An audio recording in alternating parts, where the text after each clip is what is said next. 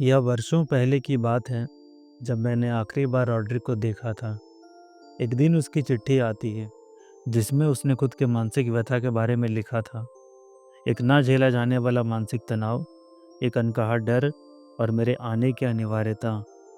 उस पत्र की गहराई ने मुझे विचलित कर दिया था। मजबूरन मुझे हौस अवसर की ओर निकलना पड़ा। एक लंबी और बदन को तोड़ देने वाली यात्रा के बाद जैसे ही मैं हौस अवसर के निकट पहुंचा, मेरी छाती पे मानो कोई ना दिखने वाला बोझ पड़ गया। वो अटारी जिसकी ईंटें समय के प्रकोप से चूर होती प्रतीत हो रही थी, किसी मरी हुई लाश के जैसी मौन खड़ी थी।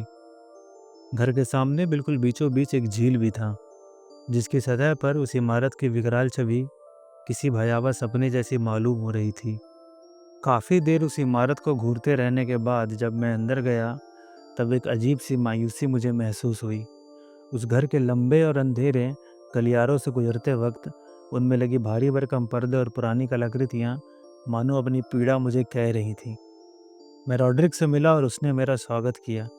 उसकी काया पूरी सूख चुकी थी, आंखें अंदर धंस चुकी थी और उसके पैर बिल्कुल कमज़ोर लग रहे थे।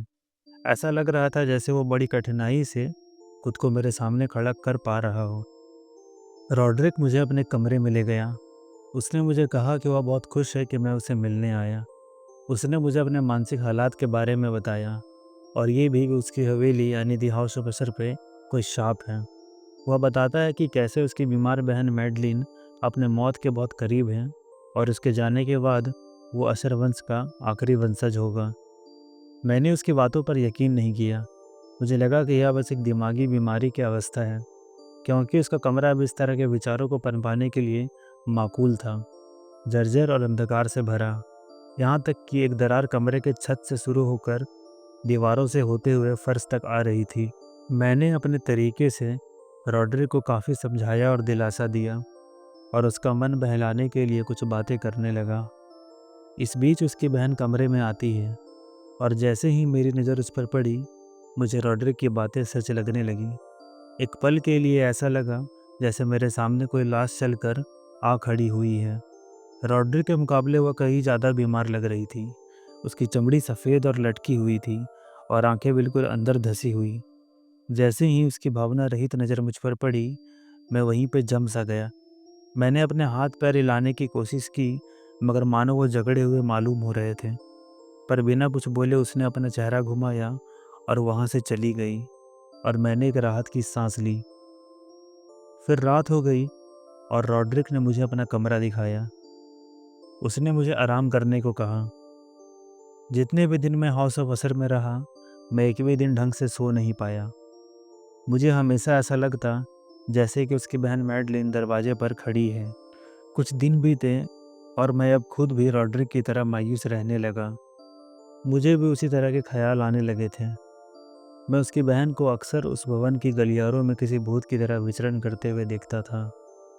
एक दिन मैं अपने कमरे में था कि तभी रॉड्रिक वहाँ आया। उसके चेहरे पे एक डर था।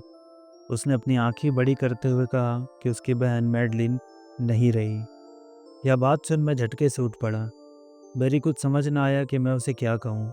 इतने में रॉड्रिक ने ही मुझे कहा कि हमें उसकी बहन को तहखाने में दफनाना होगा, क्योंकि बाहर बारिश हो रही थी और ऐसे में उसे कब्रिस्तान ले जाना संभव नहीं था। मैं वैसा ही करता गया जैसा मुझे रॉड्रिक ने करने को बोला। जब हम मैडलिन की लाश को ताबूत में बंद कर रहे थे, तभी मेरी नज़र उसके चेहरे पर पड़ी, जो कि बिल्कुल वैसी ही लग रही थी जैसे कि मरने से पहले मैंने उसे देखा था। महल का वातावरण मैडलिन के मरने के बाद मानो और भी बदतर हो जाता है। उधर रॉड्रिक अब पहले से भी अजीब और पागलपन वाली बातें करने लगा था। एक दिन महल के बाहर मौसम बहुत ख़राब था। तेज़ तूफान और बारिश हो रही थी और आसमान में बिजली इतनी जोर कौंध रही थी कि जैसे महल को ढा देगी। तभी रॉड्रिक मेरे कमरे में आता है। वह बताता है कि वह बहुत डरा हुआ है। उसे अपने कानों में किसी के खुरदुराने की आवाज़ें आ रही हैं, जिस पर मैं उसे कहता हूँ कि यह बस उसका भ्रम है और कुछ नहीं। मैं उसे शांत कराता हूँ और उसे बैठने के लिए कहता हूँ। वह वहीं खिड़की के पास बैठ जाता है और बाहर चल रहे तूफान को घूरता रहता है। उसे परेशान देख मैंने सोचा उसका ध्यान भटकाना सही रहेगा। मैं उसके लिए एक किताब पढ़ने लगा। धीरे धीरे मैंने रॉड्रिक को पहले से बेहतर होते देखा। सब कुछ ठीक चल ही रहा था कि तभी कहानी में एक दृश्य आता है जिसमें वह दानव एक जोर की चीख मारता है। मेरे ऐसा कहते ही हमें एक जोर की चीख सुनाई देती है और यह सुनते ही रॉड्रिक का डर फिर से जाग जाता है। रॉड्रिक मुझे पूछता है, क्या मैंने भी वह चीख सुनी? जिस पर मैं उसे ना बोल देता हूँ और उसे बैठने को कहता हूँ। मैं रॉड्रिक का ध्यान हटाने के लिए कहानी को आगे बढ़ना जारी रखता हूँ। अगले दृश्य में दानव अपनी भारी कदमों से आगे बढ़ता है। मेरे यह पढ़ते ही किसी के कदमों की आवाज़ हमें सुनाई देने लगी। ऐसा लग रहा था जैसे कोई सीढ़ियों से होकर मेरी कमरे की ओर बढ़ रहा हो। डर से मैंने पढ़ना रोक दिया, पर रॉड्रिक ने मुझे जोर देकर कहानी को आगे पढ़ने को कहा। अगले दृश्य में वह दानव अपने पैरों से दरवाजे पर एक जोरदार चोट करता है। तभी मेरे कमरे का दरवाज़ा एक झटके में खुल जाता है और उसकी फाटक दीवार से जा बजड़ाती है। हमें जो दिखता है वह हम दोनों को सन्न कर देता है। दरवाजे पर रॉड्रिक की बहन मैडलिन खड़ी थी। उसकी आंखें फटी और मुंह खुला हुआ था, जैसे उस चीख से उसके मुंह को लकवा मार गया हो। रॉड्रिक उसको देख थर-थर काँप रहा था और अपने काँपते हुए लहजे में वह कहता है कि हमसे गलती हो गई। हमने मैडलिन को ज़िंदा ही दफना दिया था। यह सुनकर मेरे होश उड़ जाते हैं। मुझे पता नहीं था कि अब मैडलिन क्या करेगी। अचानक रॉड्रिक अपना हाथ अपने सीने पर रखता है और ज़ोर से कहराता है और फिर एकाएक फर्श पे गिर जाता है। ऐसा लगता है जैसे उसका दिल रुक गया हो। मैडलिन अभी भी उसी अवस्था में दरवाजे पर खड़ी होती है।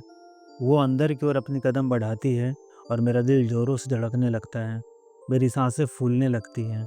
तभी अचानक मैडलिन लड़खड़ा फर्श पर गिर जाती है। मैं वहीं डर से कुछ देर उसे देखता रहता हूँ, पर वह कोई हरकत नहीं करती। अचानक पूरे महल में एक जोरदार गर्जना सुनाई देती है। महल की दीवारें हिलने लगती हैं और ईंटें टूटकर गिरने लगते हैं। मैं तुरंत कमरे से बाहर भागता हूँ, हड़बड़ाकर सीढ़ियों से उतरता हूँ और जब गलियारों से भाग रहा होता हूँ, तो मेरी नज़र एक बड़े दरार पर पड़ती है, जो कि रॉड्रिक के कमरे से होकर आ रही थी। यह वही दरार थी जिसके बारे में मैंने शुरुआत में बताया था और अब तो यह महल के दूसरे छोर तक फैल चुकी थी। मैं रुकता नहीं पर पीछे मुड़ता हूँ।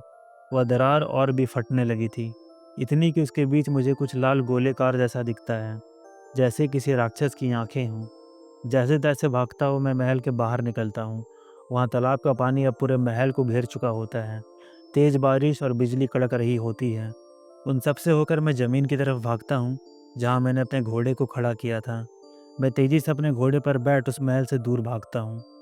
थोड़ी दूर से पीछे मुड़ मैं उस महल को देखता हूँ, तभी अचानक एक ज़ोरदार बिजली उस महल से जा टकराती है और देखते ही देखते दी हाउस ऑफ़िसर उसी तालाब में समा जाता है।